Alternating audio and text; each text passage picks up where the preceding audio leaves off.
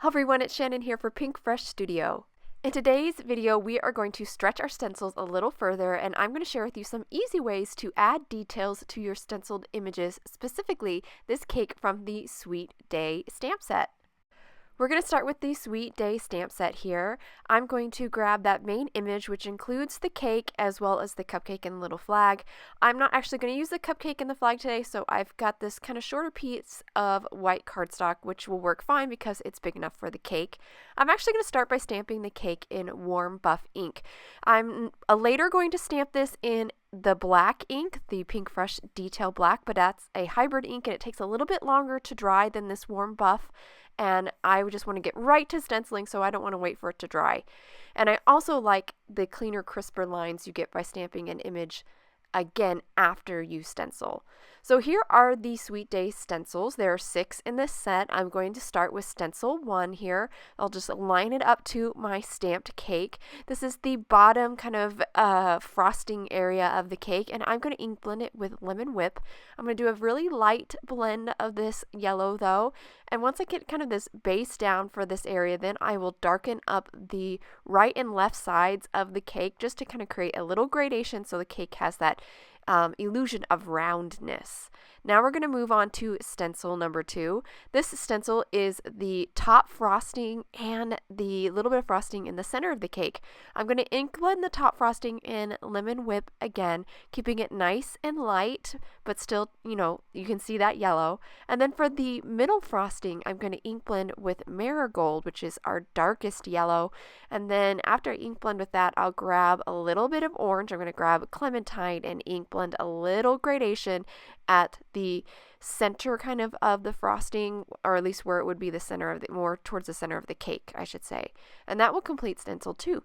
Now moving on to stencil number 3. This one has a lot of areas for us this time, starting with this frosting, dripping frosting on the cake. I'm going to ink blend first with a nice flat layer of sweet mustard.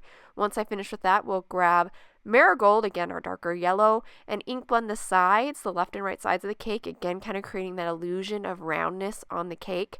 And then we're going to move on to the banner at the top of the cake, or the decoration at the top of the cake. And I have 5 colors, rainbow colors here picked out: bubblegum, clementine, sweet mustard, Meadow, and Seaside. And some of these colors we've actually already used already. The clementine and the sweet mustard we've already used. I'm going to start here with the bubblegum and ink blend.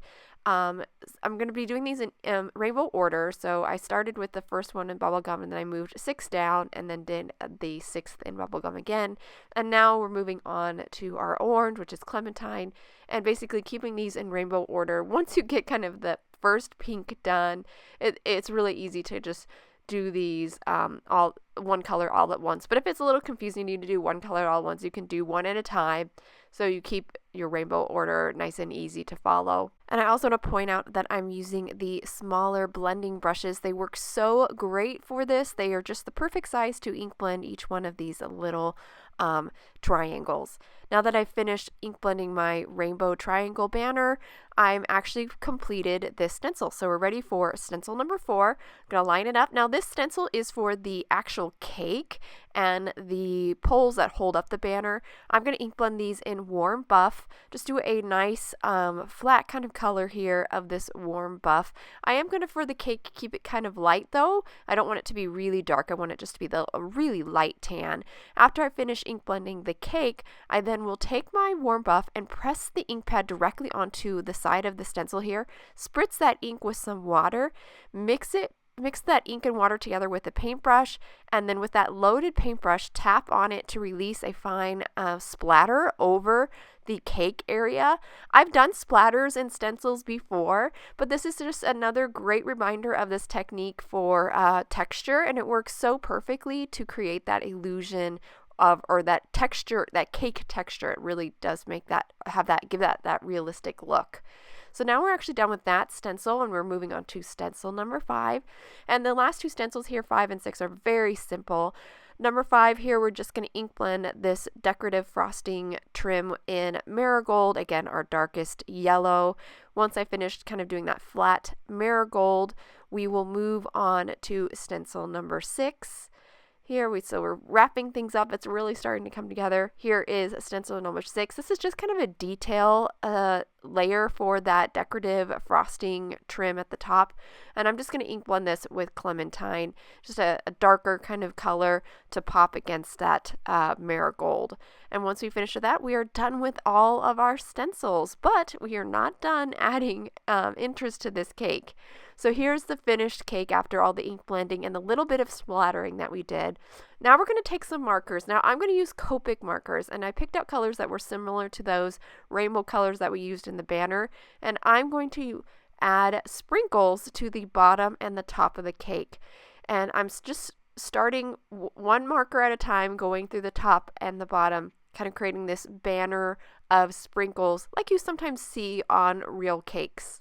This is not difficult to do. I'm just making tiny little dots. That's all I'm doing. And again, I am using Copic markers, but since I'm not doing any ink blending here, any gradations, there's no reason why you can't use other markers. Tombow Dual Brush pens would work. Really, any other marker would work fine for just adding these little dots to the top and bottom, just to create that illusion of, or that look of sprinkles.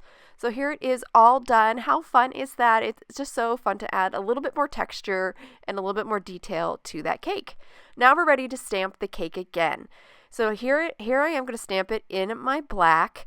I'm going to ink it up in that detail black. Make sure it's lined up in the corner before I stamp it. And now we have this cake all kind of really refined by that black outline. I'm going to grab the Sweet Day die and line it up and then run it through my die cutting machine, and we'll be left with our beautiful die cut focal point for our card. Now I'm going to move on to stamping our sentiment. I have the Sweet Day stamp set here. Again, I'm going to grab this sentiment from that set, ink it up in detail black, and stamp it onto a scrap of white cardstock.